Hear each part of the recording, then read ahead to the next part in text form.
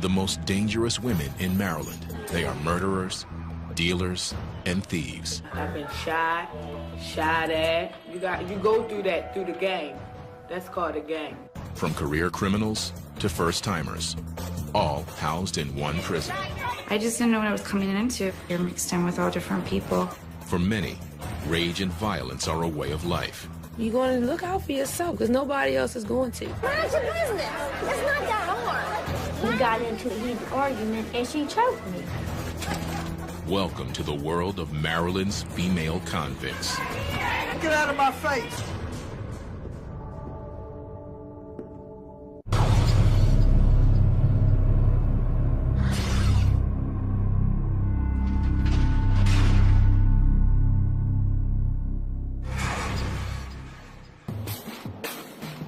Jessup, Maryland, outside of Baltimore. Home to the only prison for the state's female felons. Killers, kidnappers, addicts. They all land here at Maryland Correctional Institution for Women, or MCIW. Come on, my lover. Come on, Fifth Avenue, WC. They never stop coming.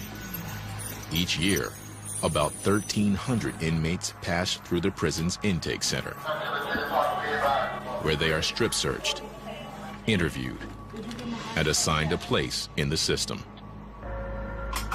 Many come fresh off the brutal streets of Baltimore, a city just 15 miles north of the prison, and one of the most violent in the nation. I've been shot at, you know. It's just crazy. You go through that through the game. That's called a game. I put a gun into my face. I never liked her. Thank you, Jesus, that the gun ain't go off, or I would have been over here for life. At MCIW, these new arrivals will live alongside every type of felon. 900 offenders are housed here, minimum to maximum security. The highly aggressive with the low risk, all mixed together. With the right. This is something else, the cut. Some inmates have more trouble than others adjusting, like Paris Pratt. It's tight. I have had roommates where I had to get them out because I don't have a lot of patience these days with the foolishness and all of the craziness that people bring to your room. I don't decorate. I haven't decorated this cell because I don't want to feel like this is my home. Paris arrived a year ago and is still struggling to settle in. Some days I wake up good, other days I wake up bad, other days I wake up feeling very homicidal. Though only 25 years old, she will be here for the rest of her life. Abandoned as a teenager, Paris started dealing crack to support herself on the streets. Now, she's been convicted of killing a 16-year-old boy in cold blood. I was convicted of first-degree murder, and I was sentenced to a life sentence plus 25 years with no parole. I've been painted this picture as a monster.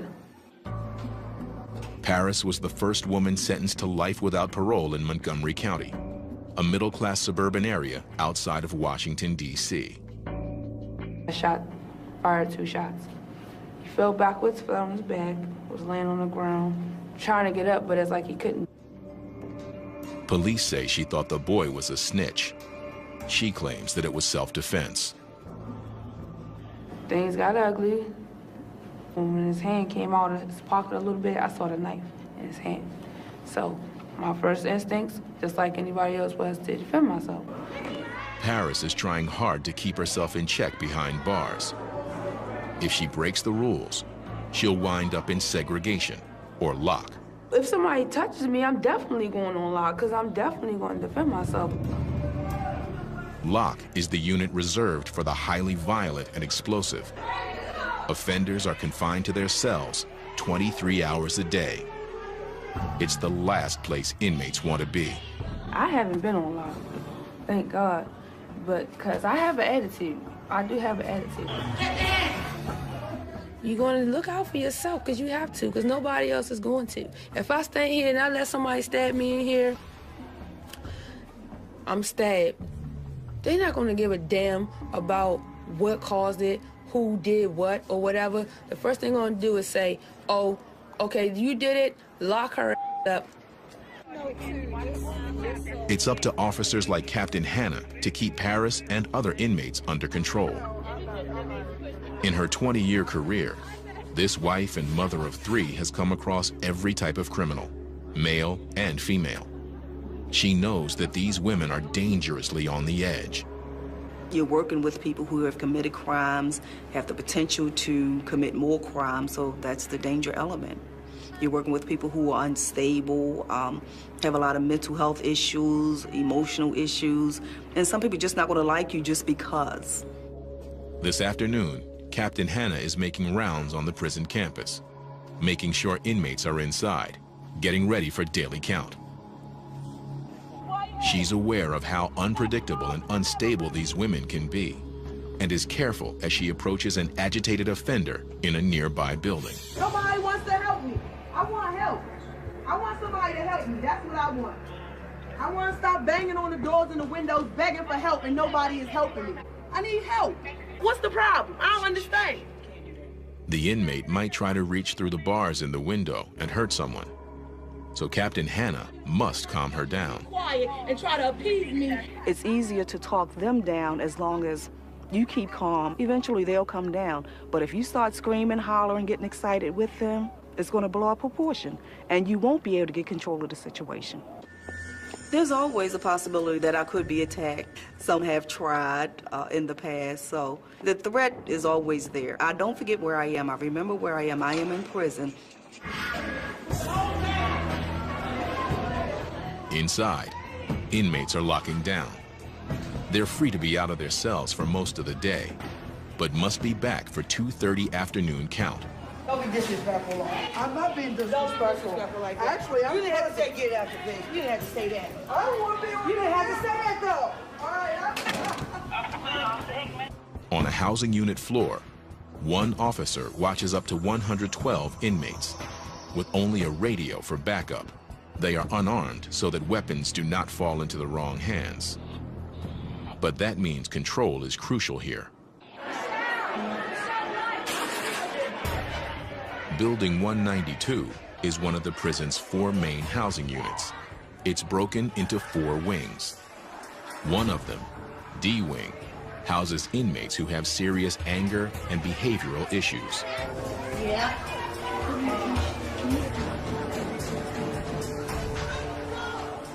I mean, it's just a bunch of chaos.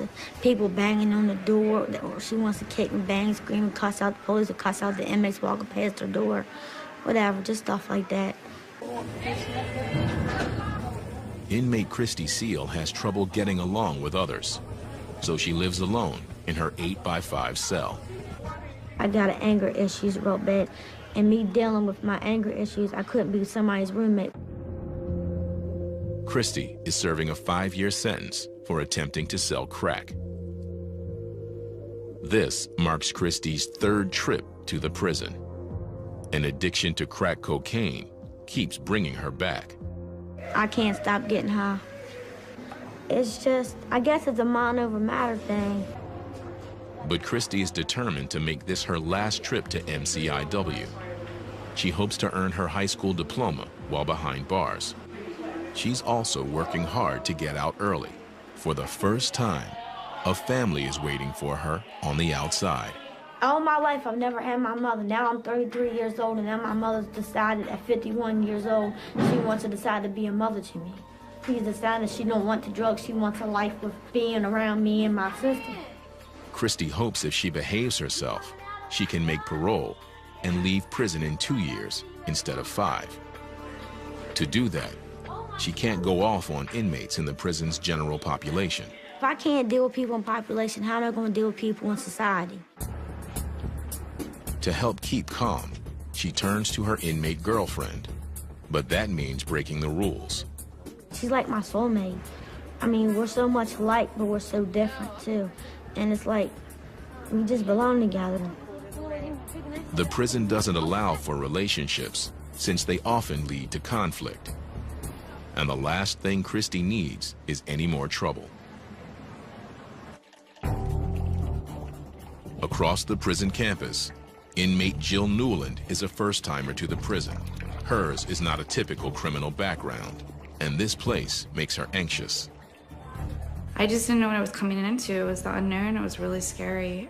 You are mixed in with lifers. You're mixed in with all different people.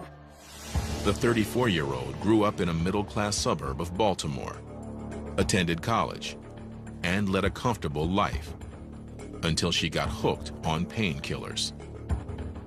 It just escalated. I ran out of prescription medication, so I went to other things. I started experimenting with heroin, cocaine, things like that. Jill soon found herself disappearing for days into Baltimore drug houses.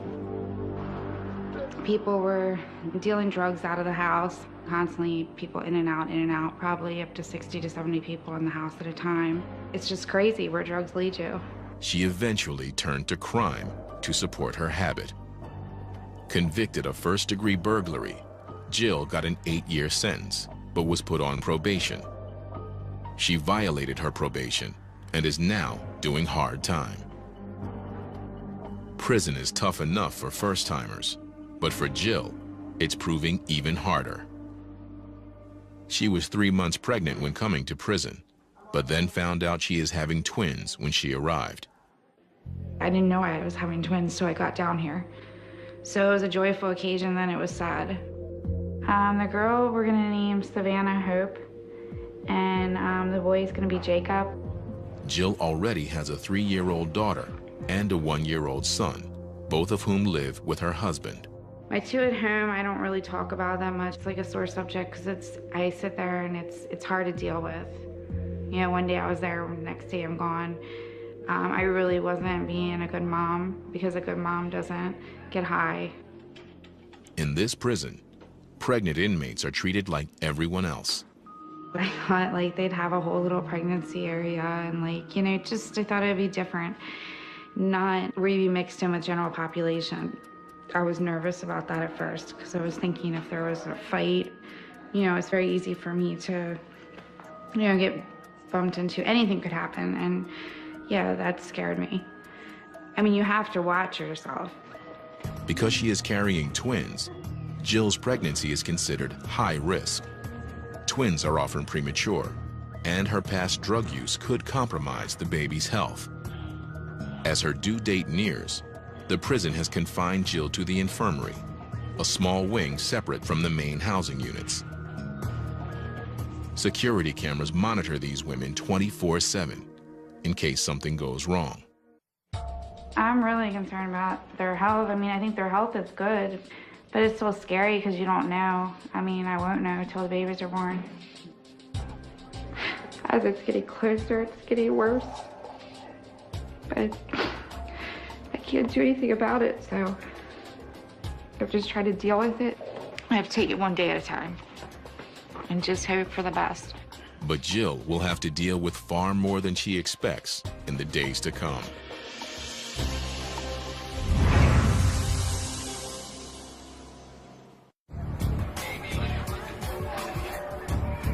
MCIW, the only women's state prison in Maryland. Some inmates stay only a few months, others remain for life. The number of women behind bars is climbing at a rate nearly twice as fast as that for men. There are more women now that are committing crimes that, which leads to incarceration. Anywhere from prostitution to drug charges, murder charges, theft, just as volatile as male crimes. It is 10 a.m. Friday morning. Captain Hannah meets with a group of inmates. She knows that some of these women may be headed for trouble if they make the wrong friends. Women coming here, you're emotionally unstable. You develop these relationships with other women who are emotionally unstable, and it doesn't work out. Please try not to get caught up into any of the foolishness here. Captain Hannah even tries to drive home the message by sharing her own past. sexual abuse, physical abuse, emotional abuse. I've been through it all myself, but you can change. It could have been me sitting here. I've been through abusive relationships. I have thought about doing some things to my ex-husband that probably would have winded me in here. Change is crucial if these women are ever going to make it in the free world. People down us because we're prostitutes and drug addicts. A lot of society does. They think we can't change. I don't want to go back out there and use, but I know once I hit the streets, I know what I'm capable of doing. I need that treatment in my life. I need that help. I need that extra push.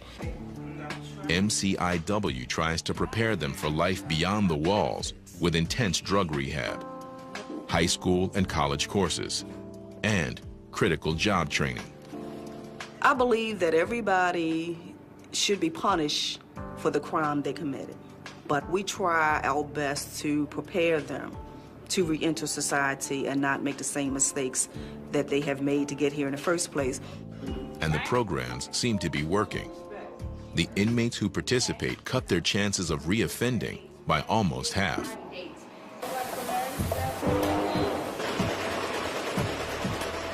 The prison sew shop offers some of the best training.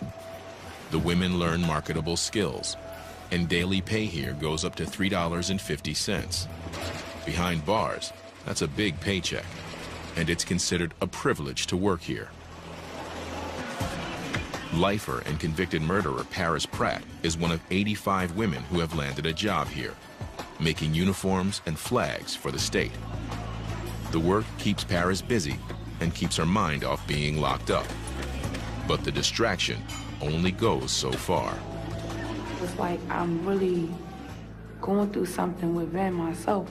Wake up, you're around the same people, doing the same dumb stuff. You work, you slave for a little bit of money, eat the same stuff that's disgusting. It's like really you had nothing to look forward to. Etta Myers also helps Paris get through the days. The two women work together in the sew shop. Etta is a fellow lifer and one of the few inmates she trusts. Etta has been here for 32 years. I used to think she got to be crazy to be still sane after 32 years, you know. Paris. But I guess as time goes along and I learn how to cope with things and deal with things differently, maybe I can be like her one day. Etta was convicted of killing a man during an attempted robbery in his home. I got locked up in 1977 for murder in the first degree with a handgun. Before I came to jail, I was married. I was a drug addict. Like Paris, she came to the prison in her early 20s, and at first, didn't think she would make it. There was nobody that I could trust in jail, so it was easier for me to stay by myself than to mingle with somebody who I didn't know anything about. I was very uneducated, very fragile, very empty inside, very frightened, very, very afraid. Oh, okay, I'll wake up because... I met Paris about a year ago. She had just come into prison with a life sentence. They wanted her to know that there were people here who actually had been here for a long period of time and had fared just well. Her first question was, how long have you been here? And oh my God, you look so good. And I'm like, you know, I don't know what good is, but thanks. Etta knows that Paris is on edge. I hate this. I don't think that it has hit her. Reality has really not set in. For most of us who serve a long sentence, it takes a couple years before it actually settles in, before you're able to accept it. For the people that don't accept it, it's going to be really hard because life is hard in jail. They can get caught up in the madness and the negativity, and that'll only allow them to go to mental health and on lock. Etta hopes Paris can handle life behind bars without succumbing to madness or violence. She watches Paris closely, especially in the prison sew shop, where the edgy young inmate handles sharp tools. She doesn't want to see Paris or anyone else get hurt.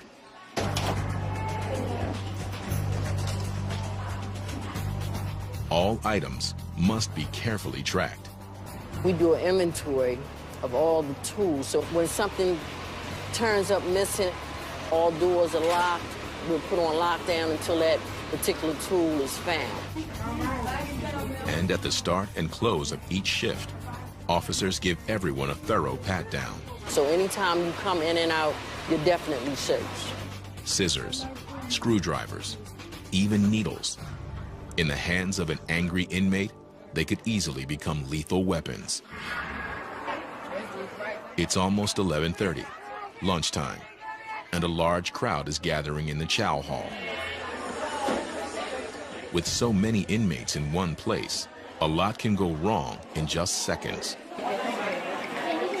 Inmate Christy Seal has been working hard to stay out of trouble and to make parole. But today in the chow hall, an ordinary lunch with her girlfriend goes wrong. Mind your business, stay out my business.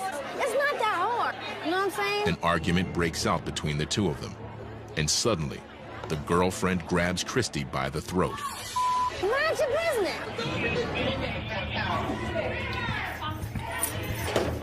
Officers quickly stop the fight, and both women are taken into segregation immediately.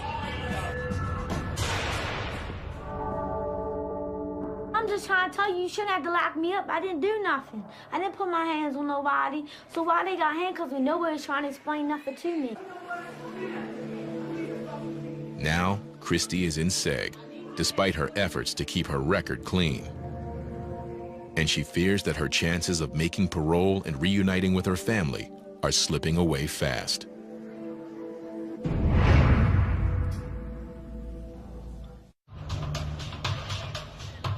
Thursday morning at Maryland Correctional Institution for Women. Here, behind the mesh of razor wire, 900 of the state's worst female offenders are forced to live together. At any given time, about 20 of these inmates are pregnant.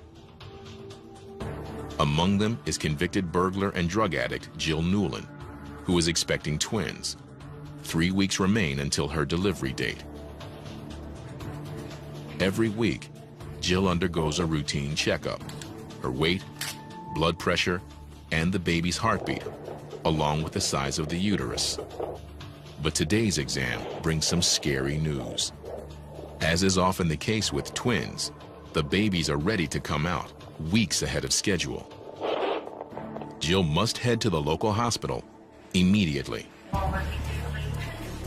The anxiety started building up with the fact of knowing that it was coming to an end, and reality set in a little. And it's just a scary situation.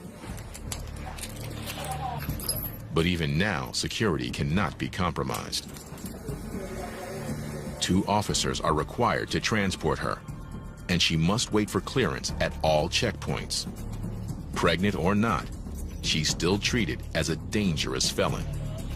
I'm embarrassed and I'm upset that I put myself in the situation to have to go there pregnant and handcuffed.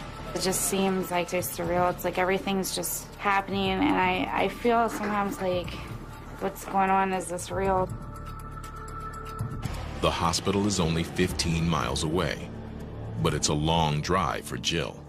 She doesn't know what this early delivery might mean for the unborn twins. Inside the prison gates, the grounds are unusually quiet. A prisoner is coming out of segregation, and Captain Hannah has cleared the entire area. All outdoor movement stops whenever an offender leaves her segregation cell. An officer escort always stays close by her side. It's all about keeping the inmates safe from attack. There's not supposed to be any inmates on the grounds. When the seg is moved, it's our responsibility to protect that inmate because they are handcuffed. So if something happens, they cannot defend themselves. If they're fighting somebody and that person has friends out in general population, then they could be a possible enemy. The extra security also protects the staff from getting hurt. Officers know they can never let their guard down when dealing with convicted criminals. Captain Hannah learned this the hard way. As a young officer, She survived a vicious inmate attack. It took months for her to recover. I had been on the job approximately 4 months, and I was attacked by an inmate, maximum security prison. Segregation inmate ran down the TIG, jumped me from behind, and he stabbed me. The shoulder, the back, the side of the face. I was stabbed 5 times. At first, I didn't even know that I was being stabbed because it just felt like punches. I came back to work because I knew the risks involved when I took the job. You could lose your life in prison. Lieutenant Parker to all OICs, 1021 shift. Captain Hannah to all units, resume your movement, resume your movement.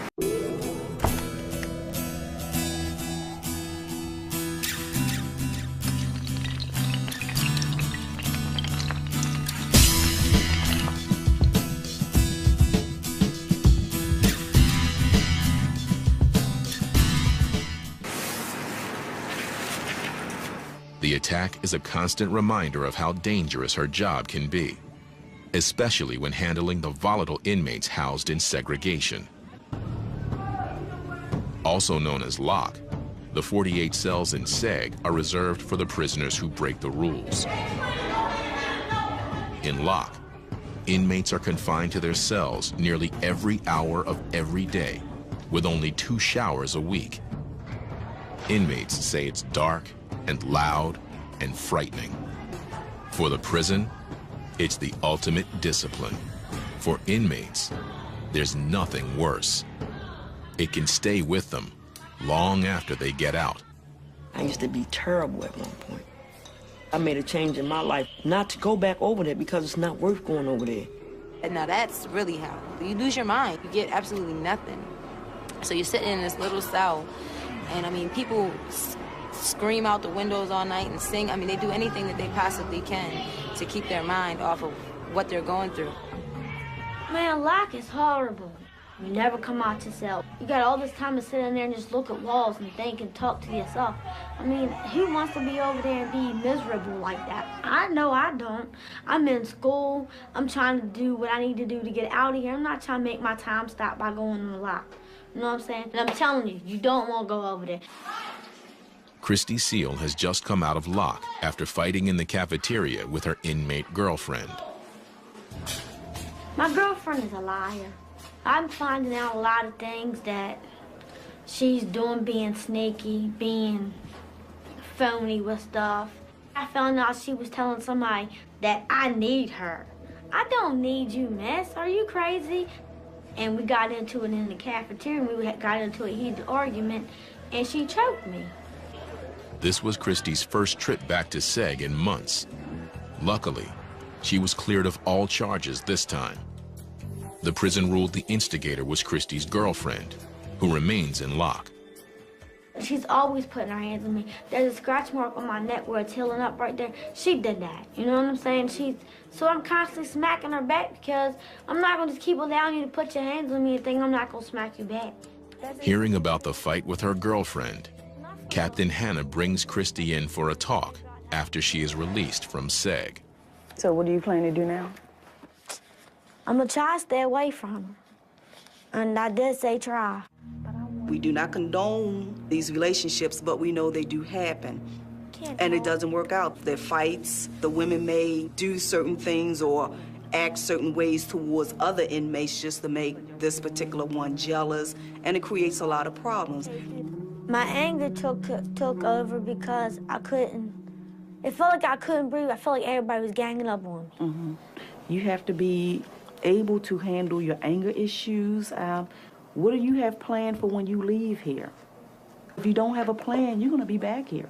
What about your education, college degree? Do you have your high school diploma? I can't get it. Well, why? Because I ain't smart enough yet. Yes, you are. Don't say that. I mean, I waited till I was an old lady before I got my bachelor's degree, but I did it. Issues come about. Hannah reminds Christy that she needs to stay focused on getting out and staying out of prison. That I want you to focus on. You're going to be okay. I just want you to focus on you. Yeah. You getting better. You healing emotionally. Because when you leave, and you will be leaving, I want you to stay gone. I do too. Yeah, because I'm tired of seeing you in here. I'm tired of seeing myself in here. I'm tired of seeing myself in here.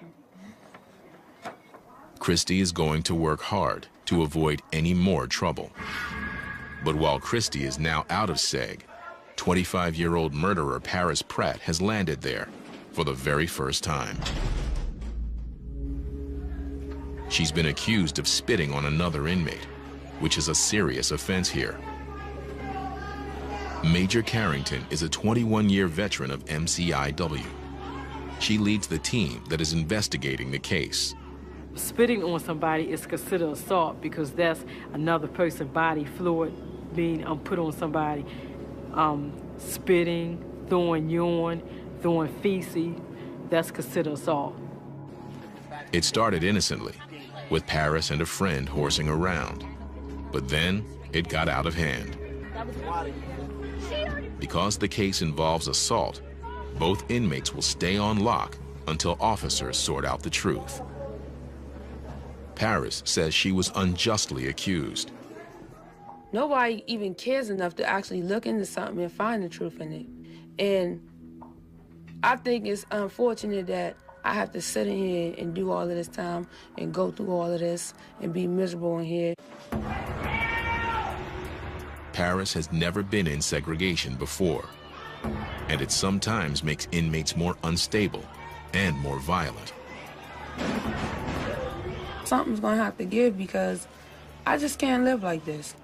I have so many bad days in here because I have never seen nothing like this before. This is really hard for me to really cope in this place.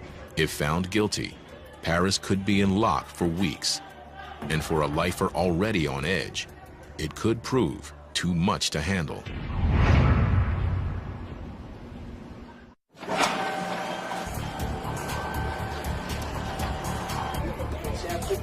3 p.m. at Maryland Correctional Institution for Women. A new shift takes over. And for their own safety, officers conduct a careful shakedown of the cell houses. Every day, every time a shift change, each officer that comes on, they have to do a search of the common areas. Officers regularly shake down individual cells, but inmates also like to stash contraband, such as razors and drugs, in the common areas. If they want to hide it for somebody else to get, they will hide it in the common area. That way anybody can go get it. There's no claim to any specific person, so if you find it in the common area, you cannot say this belongs to this particular inmate. You can do it. They're very creative in how they hide things. They would hide stuff inside the trash can because they know nobody really wants to put their hands on that because that's unsanitary. They can hide stuff behind the paper, so you have to look under that to make sure that there are no razors, tobacco, or anything hidden behind that. Yeah, marijuana, heroin, pills, and a lot of times women will take other people's drugs, psychotropic drugs, just to get high. If they know that you're constantly searching and that you're being consistent with it, then they're less likely to hide it in these areas. Those caught with dangerous contraband end up in segregation or lock with other rule breakers.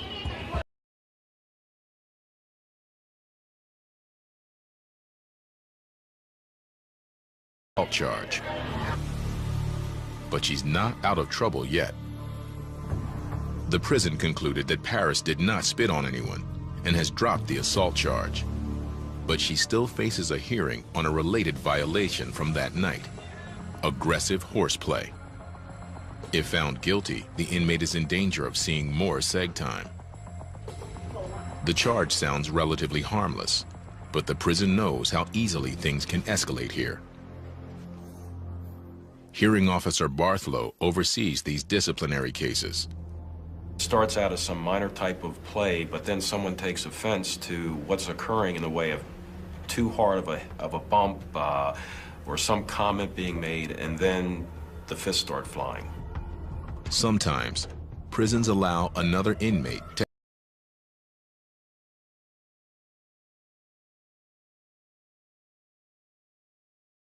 treated fairly. During these sessions, the inmates must be heavily restrained. We've had incidences in the past where inmates have not been shackled, where either the hearing officer or the officer assigned to the hearing was injured, with someone becoming upset and becoming physical as a result of the decisions that are made. Hearing Officer Barthlow reads the report from that night. At approximately 6:40 p.m., while observing inmates returning from dinner, I observed inmate Paris Pratt, 923-505, and Crystal pulling each other's shirt and chasing each other recklessly. I ordered them to stop horseplaying and ordered them to go into the building. This is not a violent act. It's not a... The inmate representative defends Paris, claiming she played no real part in the incident.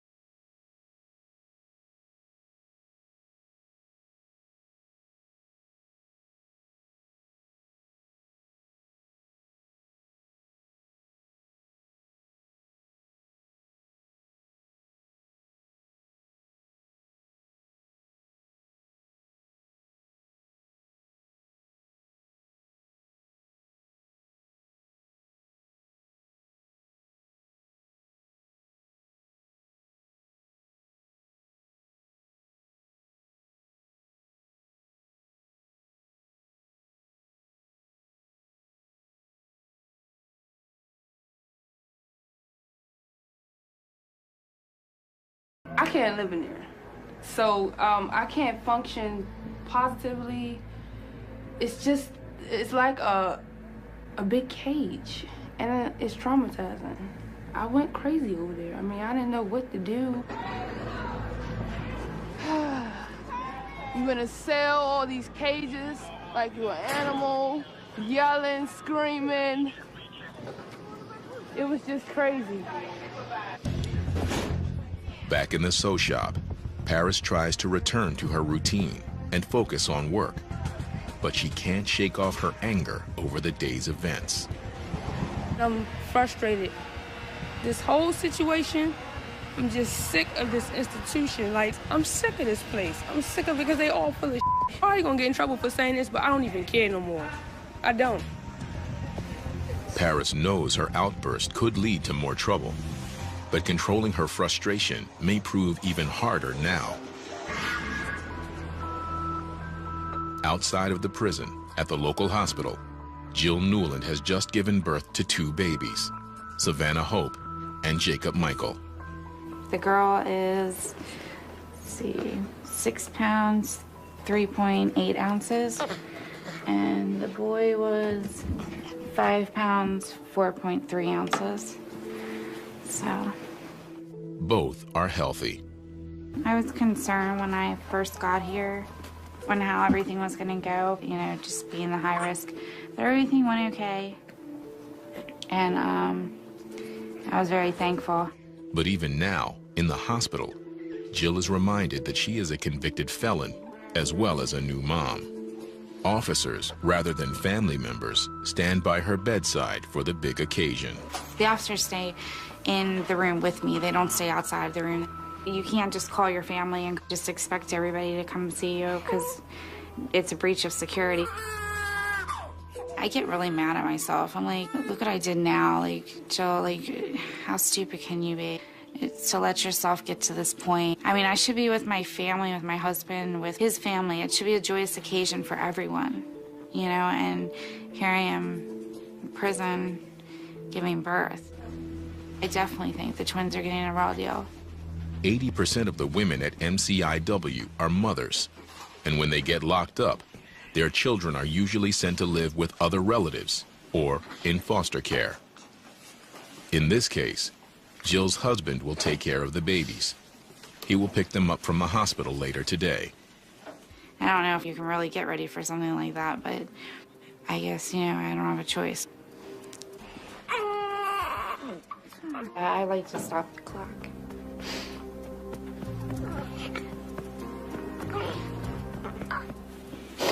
Sorry. It's a hard thing to go through.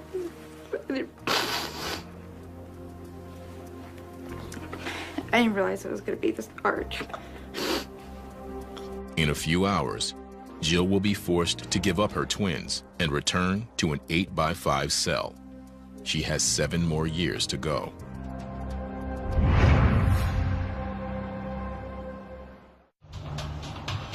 Friday afternoon at Maryland Correctional Institution for Women. Inmate Christy Seal can't manage to stay out of trouble. This time it wasn't her girlfriend. It was a run-in with the prison therapist. At their weekly meeting, Christy accused the therapist of letting her down and lying to her at the top of her voice. I'm not going to just accept them to talk to me any old kind of way. And I already have an anger issue. She already knows that. And then she just aggravated me to the point where I blew up in her office. They know that I don't put up with they bull. Christy knows she may have hurt her chances of getting out early and reuniting with her mother and family. I've been doing so good, and I don't want to lose my winning streak of doing the right thing and making me feel like I'm a loser again. I'm trying to better myself. It's just time for me to do something different with myself. So you coming to the sessions tonight? I used to never cared, and now I care because I have a family to go home to. I got a family that's waiting for me. That's something I ain't never had. I can't mess up for them. I'm trying to go home to be with them. Captain Hannah sees inmates like Christy all the time who need real guidance to turn their lives around. Sometimes it takes a couple of times just to get it right. It takes a couple of times just to realize this is not a joke. I need to get my life in order. You do what you can to help them out. Inmate and new mother Jill Newland is back in her cell. Her newborn twins are gone, taken home by her husband. The baby just talks to me on the phone all day, you know, and then I want to talk to the babies 100 times a day, and they can't talk back. And I miss the twins a lot, but right now it's like split emotions because I really want to be with my kids, but at the same time, I keep saying, what good am I to my kids like that, you know? And you're not. You can't take care of children and be high. Jill is ready to return to the prison's intensive drug treatment program. She's fiercely determined to stay clean for good. I actually do feel like it's a fresh start. I think if I just stay positive and just keep trying to do the things I need to do to stay focused, I'll be okay. I want to be clean. I want to do the right things. To help keep inmates like Jill focused, the prison offers a unique program for new mothers. Once a week, they can get a special visit where they openly hold and play with their babies. For 2 hours, they can be parents. If Jill stays on track, she'll see the twins, and the visits will remind her of why she needs to change. But while Jill Newland will eventually go home, convicted murderer Paris Pratt will not leave here, ever. These days, Paris has been staying out of trouble and out of lock, but she's only served 1 year of her life sentence. I don't know if I'm going to adjust to life here. One day I could say I'm going to adjust to life. The next day I could say I might take my own life because this is not living. This is just existing. I just don't think I can do it in here. I really don't. To keep herself sane, Paris will continue to look to fellow lifer Etta Myers. It's a pretty frightening experience. I think that she'll come along, but I think that it's going to take some bumps and bruises along the way. It's going to take some time for her to accept the reality that she may be here for a very long time. I was going through it, so I probably will get there. If I have to be here for years and years and years and years, You know what I mean? You have no other choice because you have to deal with it, but I'm just not there yet. Only time will tell if Paris can adjust. Everybody has an issue when they come in here. There's a reason why they did what they did. And what we try to do is to help them, to process it, to look at ways that they can change within. Officers like Captain Hannah try to help the inmates find their way. I don't think that we should ever give up on people. I feel that my mission and my purpose is to help hurting women. Even just through caring, just being a kind of a decent kind of human being. Day after day, Maryland's female felons continue to fill the cells at MCIW. Whatever their crimes, the prison and the officers give these troubled women the chance to change their ways. But in the end, it's a choice each inmate must make for herself.